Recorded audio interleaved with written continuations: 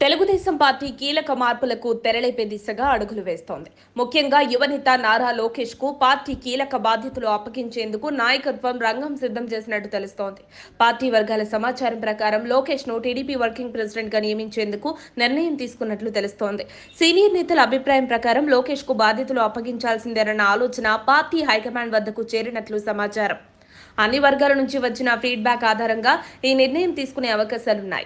కడపలో జరగబోయే టీడీపీ మహానాడులో ఈ అంశంపై చర్చించి అధికారికంగా ప్రకటించే అవకాశం ఉంది. ప్రస్తుతం సీఎం చంద్రబాబు నాయుడు ప్రభుత్వ కార్యక్రమాల్లో తీరిక లేకుండా బిజీగా ఉన్నారు. ఆయన ప్రభుత్వ పనుల్లో నిమగ్నమైన నేపథ్యంలో పార్టీ వ్యవహారాలనంతటినీ లోకేష్ చూసుకోవడమే మంచిదని కొందరు నేతలు అభిప్రాయపడుతున్నారు. ఇకపై లోకేష్ పార్టీకి ఎక్కువ సమయం కేటాయించే అవకాశం ఉందని తెలుస్తోంది. రాష్ట్ర విభజన తర్వాత చంద్రబాబు అభివృద్ధిపైనే దృష్టి పెట్టారు. రాజధాని నిర్మాణం, పోలవరం ప్రాజెక్టు, పెట్టుబడుల ఆహ్వానం వంటి అంశాలపై పూర్తి దృష్టి కేంద్రీకరించారు. ఫలితంగా పార్టీ కార్యకలాపాలకు కొంత విరామం లభించింది.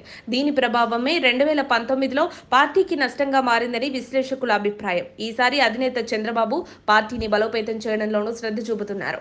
ఈ కార్యకర్తలకు అందుబాటులో ఉండేలా మంత్రులు, నేతలు పార్టీలో చురుగ్గా పాల్గొంటున్నారు. ముఖ్యంగా లోకేష్ పార్టీ వ్యవహారాల్లో సజీవ పాత్ర పోషిస్తున్నారు.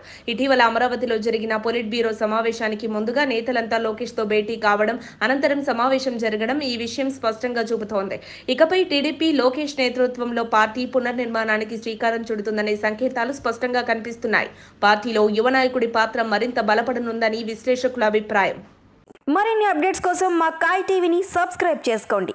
మా వీడియో కనుక మీకు నచ్చినట్లయితే లైక్ చేయండి, షేర్ చేయండి. మీ విలువైన అభిప్రాయాలను కామెంట్ బాక్స్లో తెలియజేయండి.